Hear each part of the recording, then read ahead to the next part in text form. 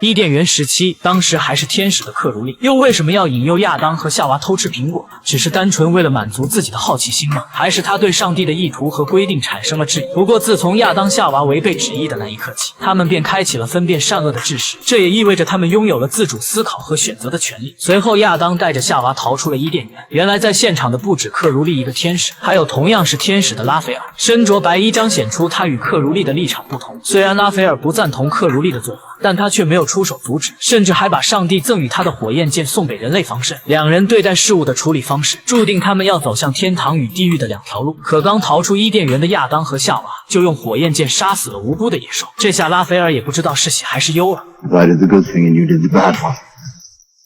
No. Funny at all. 其实他们对人类的态度较为复杂，既不完全认同天堂和地狱的立场，也不完全站在人类的这一边。为了掩盖真相，拉斐尔准备在上帝派对结束前修复好人类逃走的那个破洞。哪曾想上帝酒量不行，竟提前回来了。作为惩罚，拉斐尔被贬入人间历练，彼此再次遇见已是公元前3004年。只不过此时的克如利早已成了堕落天使。上帝看到人类的罪恶越来越多，决定用洪水毁灭人类。克如利看着连小孩都不放过，觉得上帝更加残忍。Kids, you can't kill kids. Well, that's more the kind of thing you expect Milo to do.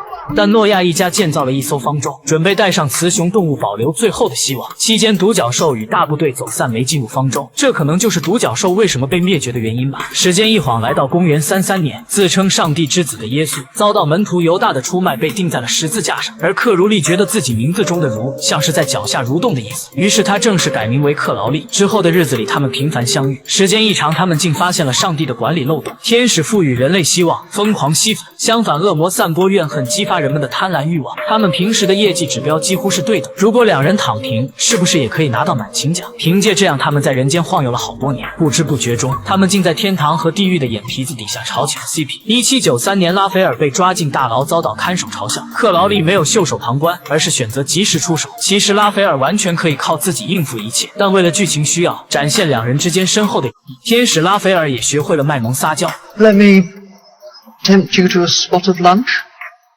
Temptation accomplished. 本以为能一直这么快乐的混下去，哪曾想地狱即将派发的绝密任务打破了那份宁静。地狱使者从土里缓慢浮出地面，他们命克劳利将撒旦之子投放地球。等撒旦之子11岁生日时，天堂与地狱就会开战，末日也必定会降临。迫于撒旦的威严，克劳利只能照做。此时修道院也已经计划好如何把外交官将要出生的孩子换成撒旦之子，而克劳利也如约赶到了修道院。他不情愿地将篮子递给修女就离开了。Do you think he'll remember me when he grows up? That he doesn't. 今夜必定是个不平凡的夜晚。当一切结束以后，地狱使者哈斯塔杀了个回马枪，赶到了修道院。院长一心向往地狱，认为是下面要提前封他个一官半职，没想到却给自己乃至整个修道院带来灭顶之灾，一把大火烧得干干净净。历经了上千年，克劳利早已经习惯了地球上的生活，于是他找到拉斐尔寻求帮助。起初拉斐尔并不同意，因为他不想再次违背上帝的意愿。最后两人商量出了绝妙的对策，便是还想以前一样正反两方对抗。恶魔克劳利应聘外交官家的保姆，天使拉斐尔直接化妆成憨厚的园丁。睡前克劳利会给撒旦之子唱腹黑儿歌，灌输邪恶思想，而白天拉斐尔就会给撒旦之子传达光明的正能量。两人还不忘定期向彼此的领导汇报进展。就这样，他们又浑浑噩噩地做了11年的不用功。眼看孩子的11岁生日就要到，地狱会放出地狱恶犬，找到撒旦之子，到时只要孩子能喂狗子命，他就可以获得地狱毁天灭地的全部力量。同时天启4骑士也会归位，协助撒旦之子毁灭人类赖以生存的地球。然而更被动的是，他们还不知道，他们自认为的撒旦之子其实是个冒牌货。